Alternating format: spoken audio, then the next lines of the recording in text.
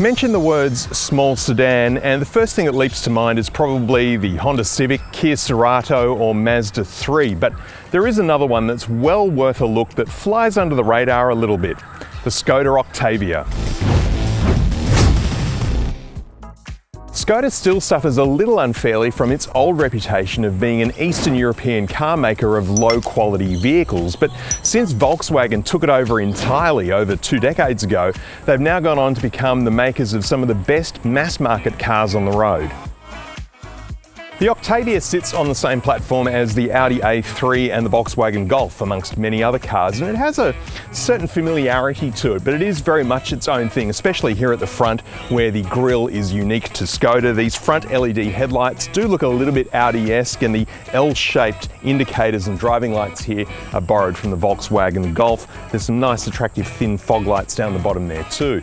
At a quick glance in profile, this car could easily be mistaken for an Audi A3. They share a very simple, clean, minimalistic design with these big round wheel arches that house 19-inch alloys that I think are absolutely stunning. They're such a classic design. They look like they'd be an absolute nightmare to keep clean, but that is the price you pay for excellence.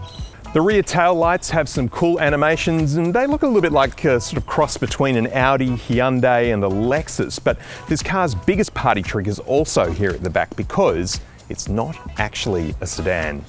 This car is a liftback, giving it a massive 600-litre storage space. It is huge, more than enough room for my weekly grocery shop, as you can see.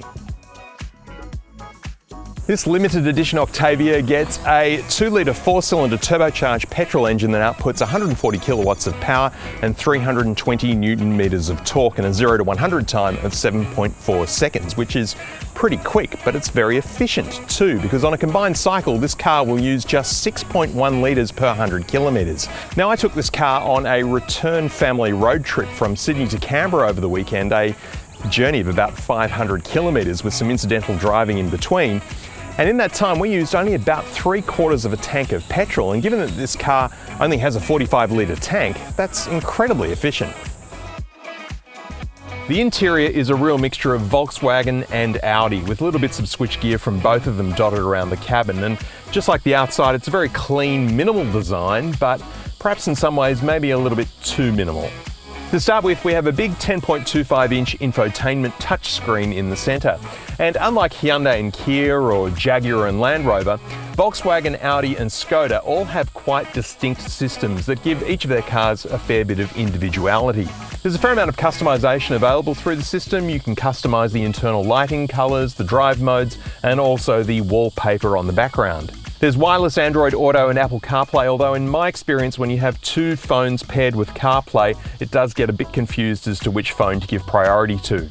There's a 12-speaker Canton sound system, which sounds really good. All up, this system works really well and it looks great, but there's probably just a little bit too much packed into it because a lot of functions that you would normally do with 1 button push in most cars take about 3 in this one. For example, if you just want to change the drive mode, you've got to push the mode button down here underneath the screen, then select the drive mode on the screen and then push mode again to return the screen back to the home screen. And that means taking your eyes off the road, which is not ideal. And the same goes if you want to make basic adjustments to the air conditioning. This is all stuff that you should normally be able to do by touch, and here you really have to look.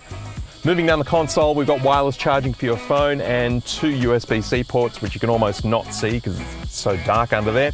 And then we've got this car's coolest design feature, the gear shifter. And in place of a regular lever, we've got something that looks like a giant power window switch from a 1970s Ford. I think it looks awesome and it actually works really well. It's very easy to shift gears with this and certainly much easier than the push button system we've seen in some Hyundais recently.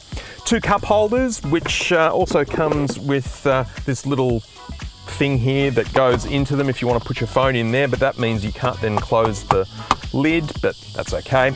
And a smallish center console bin with a nice stitched leather armrest. Head-up display on the windshield, it's nice and clear, but unfortunately fails the polarized sunglasses test. And then we've got a digital instrument cluster, which is quite similar to the ones we've seen in other Volkswagen Group cars. You can adjust the appearance of that in a number of different ways, including having full-screen maps, which look terrific.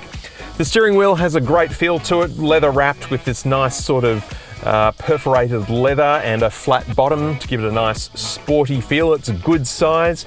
And the seating position, well, I can't really quite see to the front edge of the bonnet, which is not so good, but there is good visibility out the sides and through the rear vision mirror.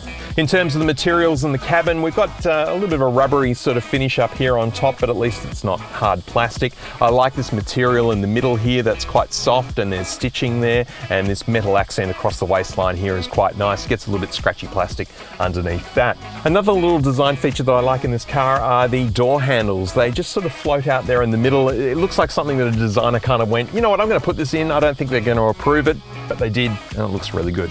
And this car also comes with a small rubbish bin just in the passenger door pocket there. It was even lined with a small plastic bag. The seats are perforated leather and they're reasonably comfortable. They're not the most comfortable I've ever sat in, but that's not to say that they're uncomfortable, although I did feel a little bit sore after my Sydney-Canberra road trip on the weekend. And there's full electric adjustment for the front two passengers, and also both seats are heated and ventilated, and weirdly you can actually turn both on at the same time, although I have no idea why you'd want to. That giant boot at the back has come at the expense of rear legroom, which is not great, unfortunately. I'm 190 centimeters tall, so yes, it's not often I'm going to be in the back seat, but just in case. And I am a little bit squashed in. Fortunately, the front seats have a soft back, so it's not too bad for a short trip. It would be quite doable. Headroom's actually okay. I'm only just touching the ceiling, which is all right.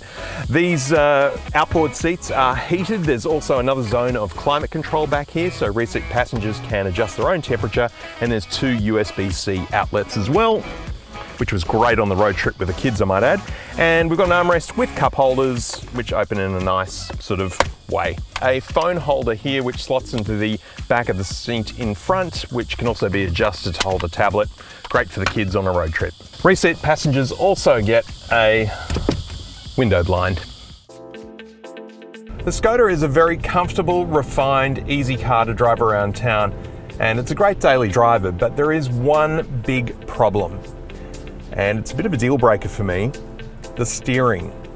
In normal mode, the steering is incredibly dull and lifeless. There is just no feel at all. I kind of feel like I'm driving a luxury SUV because you get that sort of wafty, floaty sort of feeling. And even in sport mode, whilst it's not quite as bad, it still feels kind of artificially heavy and still lifeless. Another annoyance, the car doesn't remember your preferences for drive modes, so every time you get in the car, you've got to reset them all. And for me, that's about 6 button pushes, because I put the car into sport mode and I also turn off the auto stop start for the engine. And you know, if it didn't take so many button pushes to turn these things on and off, it wouldn't be so bad. In terms of refinement, you wouldn't know that this wasn't a luxury sedan. I mean, it is so quiet and so smooth. You can tell that the Skoda engineers have obviously borrowed a lot of expertise and know-how from their cousins at Audi, because this drives like an Audi. The adaptive cruise control system works the same way as Audi's, so there's another separate stalk down here behind the wheel to turn that system on and off. And look, it has taken me years to perfect how to use this system properly, but I've finally got there with a minimal amount of button mashing. And out on the freeway when we were doing our road trip, it worked really, really well actually. And it also works well around town too, bringing the car to a nice smooth stop in bumper-to-bumper traffic. So I've just driven into a tunnel and I want to put the air on recirculation. Well, that's not really an easy, straightforward thing to do. I've got to push the climate button here on the screen, and there's no recirculation button that comes up straight away. So if I go to classic AC, there's a small button here for it. So that's a number of button pushes for something that's normally done just once in most other cars. At $51,500, the Skoda Octavia Limited Edition is not a cheap small car, but it is really well equipped and drives beautifully. And although that is approaching Audi A3 money, it's so much better equipped than an entry-level A3. So unless you're really wedded to the idea of owning a car with the 4-ring badge, I'd have a look at one of these.